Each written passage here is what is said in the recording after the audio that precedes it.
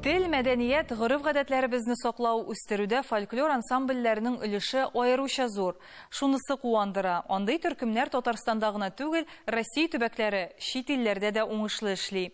Җирлеккә генә хас булган җырларны, йолаларны халыкка чыгаруда хезмәтләре чиксез. Мамадыш районы Югары Сөн авылында эшләп килүче Сөн бизәкләре фольклор-этнографик ансамбле 1984 елда оеша. Төп бурычыбыз милли мирасыбызны буыннан буынга тапшыру дияләр. Сөн бизәкләренең талантлы кызлары белән Гөлия Садыкова танышып кайтты. Сездә якын дусларга чек-чек бавырсагым бар. Мамадыш районы Урта Кирмән авылы җирлегендә Кирмән җыенына кайткач таныштык без алар белән. Игътибарны шундук җәлеп иттеләр. Самавар җырлату, килен озату йоласын күрсәтеп шаккаттырды алар. Китәм дигәч, Самавыр куймыйлар. Баксаң инде 35 еллык тарихы булган төркем икән. Гүзәлия Фәләхова Сөн бизәкләре ансамбленә нигез салучы, Татарстанның ат казанган мәдәният хезмәткәре. Укытучылар, хәтта колхоз председательләре инде менә башта 20-29 кеше иде ул вакытта, 80 яшьлек икәбиебез дә бар, алар булган икән әле. Балалар, семьялар белән катнаштылар. 4 кеше, бер семьядан 4 кеше менә шушындый семьялар. Шулай итеп башлап җибәрдек.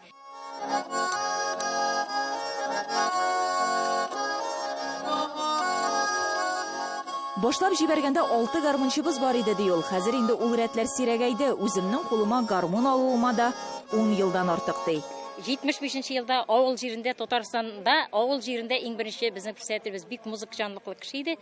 Музыка мәктәбе ачтык. Менә шунда балалар җыеп үзем, мин фортепиано белән булай җырга профилем шулай ярагы инде. Баянда өйрәндем башта, соңгы вакытта итальянда инде.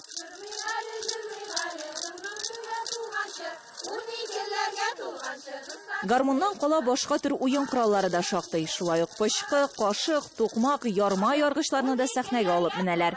Һәр чыгыш тере тавышка эшләнелә. Ансамбль борынгы гореф-гадәт юлаларга зур игътибар бирә. Без инде күпчелек халык җырлары һәм шулай үзебезнең шушы чыгышларыбызда без үзебезнең менә авыл җырларын, үзебезнең авылда иҗат ителгән көйләргә, менә ул Миннәхмәт абый көйләре бар. Менә шундый көйләргә өстенлек бирәбез.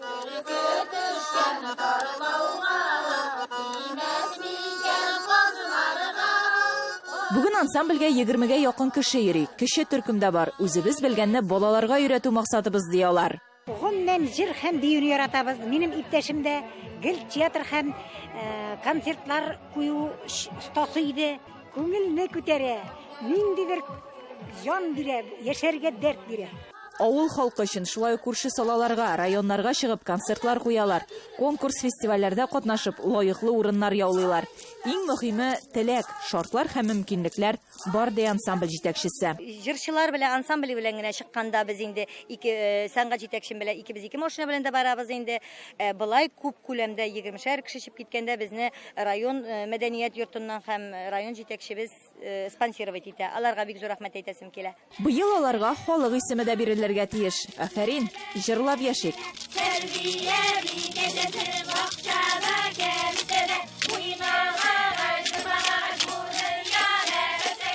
Гөлия Садыкова, Татарлар, Мамадыш районы.